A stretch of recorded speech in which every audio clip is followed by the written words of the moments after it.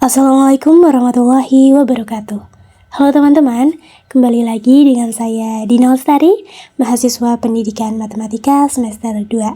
Di video kali ini saya mau mengajak teman-teman semua untuk belajar mengenai pertidaksamaan dan nilai mutlak. Yaitu ini mata kuliah kalkulus diferensial.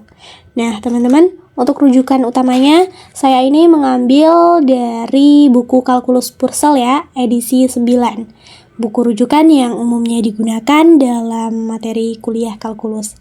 Buku ini berisikan 15 chapter, dari 0 sampai 14. Sekarang kita akan membahas chapter 0 bagian kedua, yaitu pertidaksamaan dan nilai mutlak. Oke teman-teman, menyelesaikan suatu persamaan, misalnya 3x min 17 sama dengan 16 atau x kuadrat min x min 6 sama dengan 0 adalah salah satu tugas lazim dalam matematika ya. Hal ini penting dalam kuliah dan kita sering dalam mengerjakannya. Tetapi hal yang hampir sama pentingnya dalam kalkulus adalah gagasan mengenai penyelesaian pertidaksamaan. Misalnya 3x min 17 lebih kecil daripada 6 atau x kuadrat min x min 6 lebih besar sama dengan 0. Nah, menyelesaikan suatu pertidaksamaan adalah mencari semua himpunan bilangan real yang membuat pertidaksamaan tersebut berlaku. Berbeda dengan persamaan yang himpunan pemecahannya umumnya terdiri dari satu bilangan atau mungkin sejumlah bilangan berhingga ya teman-teman. Himpunan pemecahan suatu pertidaksamaan biasanya terdiri dari suatu keseluruhan interval bilangan atau dalam beberapa kasus gabungan dari interval-interval yang demikian. Nah, beberapa jenis interval nanti akan saya tampilkan dalam video ini. Dan juga saya akan memperkenalkan istilah khusus dan notasi dalam pertidaksamaan. Nah, teman-teman bisa lihat di sini, ini ada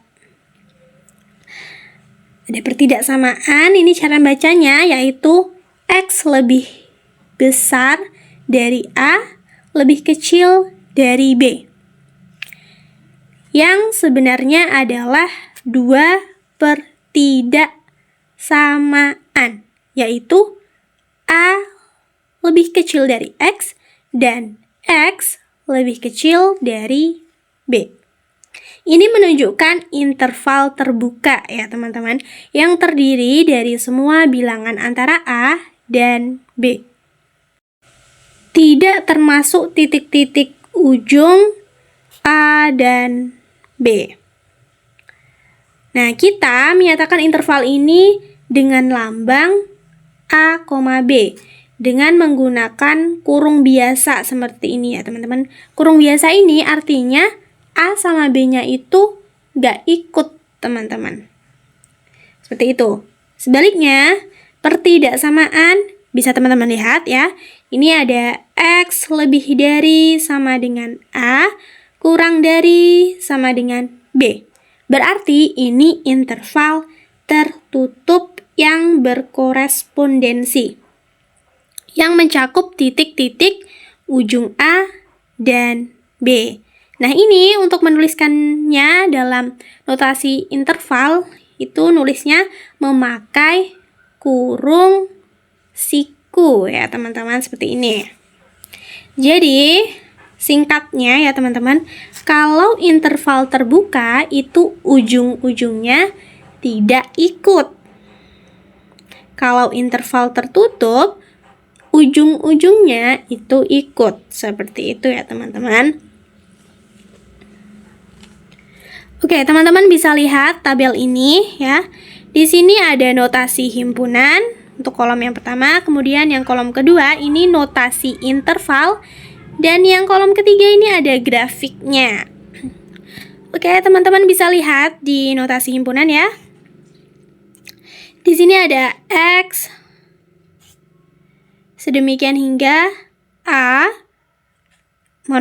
X sedemikian hingga X lebih besar dari A, lebih kecil dari B. Nah, untuk menuliskan notasi intervalnya, itu seperti ini ya teman-teman. Karena ini hanya,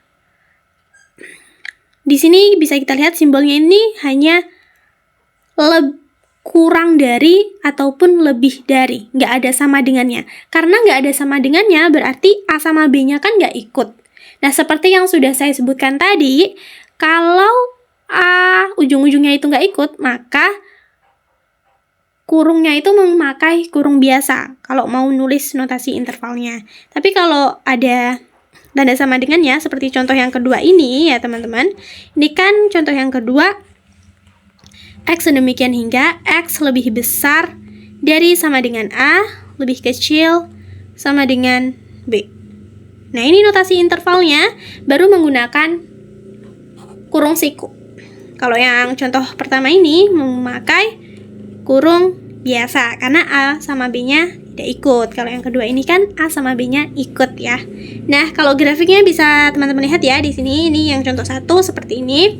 Jadi kita tulis garis bilangan, kemudian kita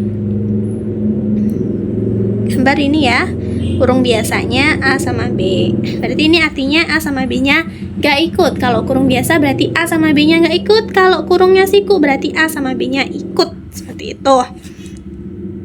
Nah, kemudian ini contoh yang ketiga. Yang satunya ada sama dengannya, yang satunya gak ada. Gimana tuh cara nulis notasi intervalnya? Gimana cara nulis grafiknya? Oke, bisa teman-teman lihat di sini ya, yang di contoh ketiga ini. Untuk X sedemikian hingga X lebih besar dari sama dengan A kurang dari B. Ini kalau yang ada sama dengannya, kan yang ikut itu kan yang A, berarti yang pakai kurung siku yang bagian A sini ya teman-teman. Kalau yang bagian B ini kan dia ada sama dengannya, berarti nggak ikut ya. Berarti ini kan interval terbuka. Kalau interval terbuka kan pakai kurung biasa. Kalau interval tertutup memakai kurung siku. Jadi yang satu pakai kurung siku, yang satunya pakai kurung biasa. Grafiknya juga seperti ini ya teman-teman. Kita buat garis bilangan, yang satunya pakai kurung siku karena ikut ya, masuk ke dalam himpunannya, dan yang satunya ini nggak masuk ke dalam himpunannya. Seperti itu. Untuk contoh yang keempat ini kebalikannya dari contoh yang tiga ini ya, sama ya teman-teman. Nah, ini untuk contoh yang kelima, ini ada X kurang dari sama dengan B. Jadi X-nya itu lebih kecil dari B. Jadi untuk nulis notasi intervalnya itu seperti ini ya teman-teman. Kita tulis min tak hingga. Kalau tak hingga itu kurungnya biasa ya teman-teman. Karena kita nggak tahu tuh ujungnya berapa karena tak berhingga. Pastinya itu nggak ikut gitu ya, nggak ikut ke dalam himpunannya gitu. Nggak akan kesentuh seperti itu. Jadi kita memakai kurung biasa. Seperti ini ya. Kemudian grafiknya seperti ini.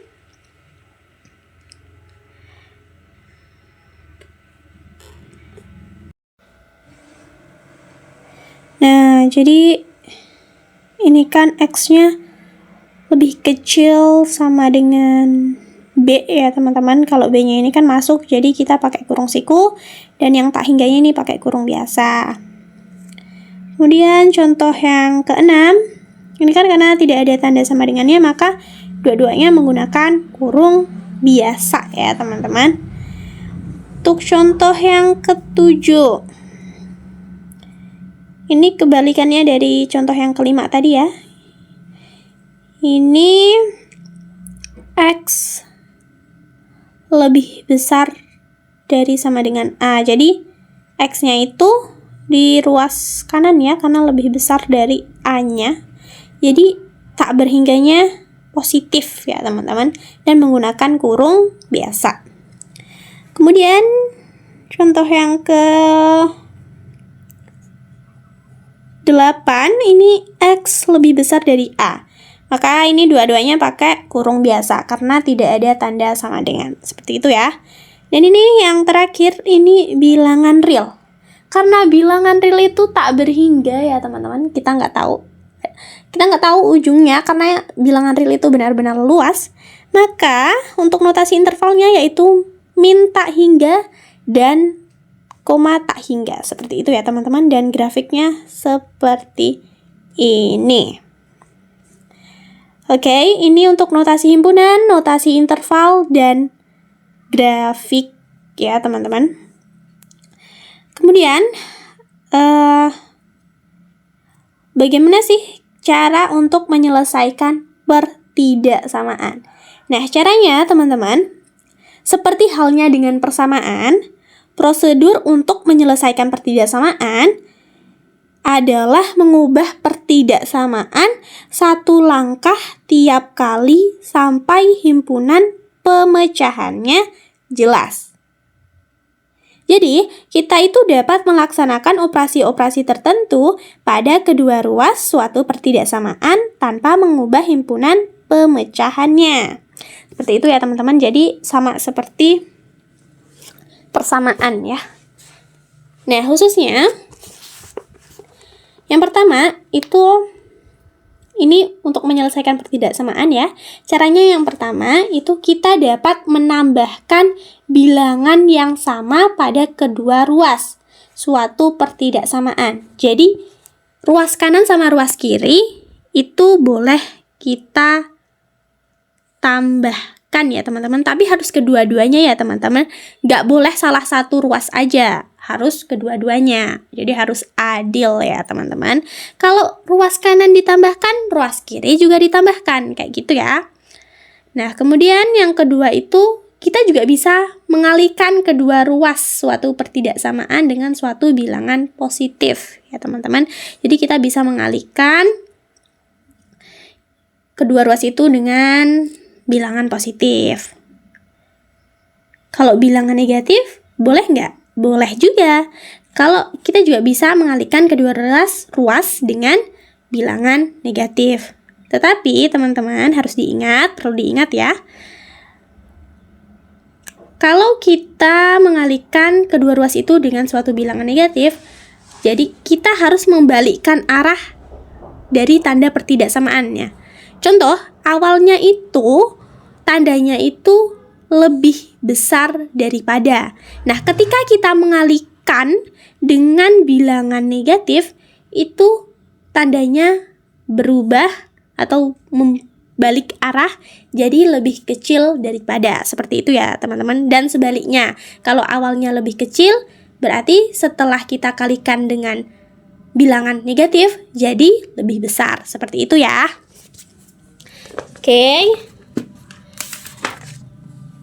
Oke, biar lebih paham, kita masuk aja ke contohnya aja ya, teman-teman. Oke, contoh yang pertama bisa teman-teman lihat di sini, yaitu selesaikan pertidaksamaan 2x min 7 lebih kecil daripada 4x min 2 dan perlihatkan grafik himpunan penyelesaiannya. Gimana tuh cara menyelesaikannya? Oke, untuk menyelesaikannya, yang pertama kita tulis ulang dulu ya, teman-teman, untuk pertidaksamaannya. Oke, teman-teman bisa lihat di sini, 2x min 7 lebih kecil dari 4x min 2. Nah, kemudian kita tambahkan kedua ruas ini, kanan dan kirinya, kita tambahkan 7, teman-teman. Biar apa? Biar min 7-nya ini hilang yang ada di ruas kiri ini. Nah, setelah kita tambahkan 7, maka yang di ruas kiri tinggal 2x dan yang di ruas kanan jadinya 4x plus 5. Kenapa jadi plus 5? Karena min 2 ditambah 7 hasilnya adalah plus 5 ya. Kemudian kita tambahkan min 4x. Nah, untuk yang ruas kiri, setelah ditambahkan min 4x, itu hasilnya jadi min 2x. Ya. Dan yang di ruas kanan itu jadinya 5. 4x ditambah dengan min 4x kan jadinya 0. Jadi 4x-nya hilang ya. Jadi di ruas kanan tinggal 5, di ruas kiri min 2x. Kemudian kalikan dengan min setengah. Nah, untuk ruas kiri setelah dikalikan dengan min setengah, oh ya teman-teman, seperti syaratnya yang tadi, ketika kita mengalihkan dengan bilangan negatif, maka tandanya berbalik arah. Nah, ini kan awalnya lebih kecil dari. Karena kita kalikan dengan bilangan negatif, jadinya lebih besar dari ya. Karena berbalik arah. Karena dikalikan dengan bilangan negatif. Oke, jadi setelah kita kalikan dengan min setengah, yang ruas kiri ini jadinya x saja ya. Karena min 2 dikali min setengah itu kan hasilnya 1 ya teman-teman. Jadi kita tulis x. Kemudian yang di ruas kanan ini jadinya min 5/2.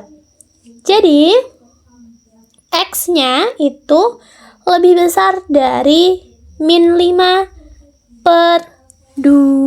Seperti itu ya teman-teman. Kita sudah tahu, kita sudah menyelesaikan pertidaksamaannya. Kemudian kita akan, tadi kan perintahnya kita suruh memperlihatkan grafik himpunan penyelesaiannya juga ya. Oke, untuk grafiknya ini seperti ini ya teman-teman. Bisa teman-teman lihat di sini. Pertama kita gambar garis bilangan. Nah, kemudian min 5/2 itu kan letaknya di antara min 2 dan min 3 ya teman-teman. Min 5/2 itu kan sama dengan min 2,5 ya teman-teman. Jadi letaknya di antara min 2 dan min 3. Nah, di sini kita kasih garis biasa. Kenapa garis biasa? Masih ingat teman-teman? Karena tidak ada tanda sama dengannya ya. Karena ini adalah interval terbuka. Seperti itu ya. Jadi jadi ini grafik himpunan penyelesaiannya, yaitu min 5/2 tak dan koma tak hingga. Jadi untuk notasi intervalnya seperti ini ya. X sedemikian hingga X lebih besar dari min 5/2. Seperti itu ya teman-teman. Itu adalah contoh untuk menyelesaikan pertidaksamaan dan untuk membuat grafik himpunan penyelesaiannya. Seperti itu ya teman-teman caranya. Oke, karena kita sudah paham ya dengan pertidaksamaan, kita lanjut ke materi selanjutnya, yaitu mengenai nilai mutlak. Nah, teman-teman, konsep nilai mutlak ini sangat berguna dalam kalkulus ya. Karena ini akan kita gunakan dalam saat kita akan mengerjakan materi-materi yang ada di kalkulus seperti itu. Nah, nilai mutlak suatu bilangan real X itu dinyatakan oleh notasinya seperti ini ya teman-teman. Bisa teman-teman lihat, yaitu kayak ada garis 2 gitu ya. X-nya dikasih pagar 2. Nah, ini bacanya mutlak X seperti itu ya teman-teman. Nah, ini didefinisikan sebagai mutlak X sama dengan X jika X lebih besar sama dengan 0. Kemudian mutlak X sama dengan min X jika X itu kurang dari 0. Seperti itu. Nah, misalkan nih, saya kasih contoh. Ada mutlak 6. Itu sama dengan 6. Mutlak 0 sama dengan 0. Mutlak min 5. Berapa tuh? Apakah nilainya min 5? Salah teman-teman. Nilainya adalah 5. Karena apa? Karena nilai mutlak itu nilainya selalu positif. Kenapa positif? Karena kita kalikan dengan negatif. Seperti ini ya teman-teman. Bisa teman-teman lihat di sini ya. Ketika nilai mutlak min 5 itu berarti sama dengan negatif dikali negatif 5. Jadi hasilnya adalah 5. Karena negatif kali negatif adalah positif. Seperti itu ya teman-teman. Jadi nilai mutlak itu nilainya selalu positif. Oke, sekarang kita akan memahami dari sifat-sifat nilai mutlak. Nah, teman-teman, nilai mutlak ini tidak menimbulkan masalah dalam proses perkalian dan pembagian, tetapi tidak begitu dalam proses penambahan dan pengurangan. Oke, kita pahami sifat-sifat nilai mutlak.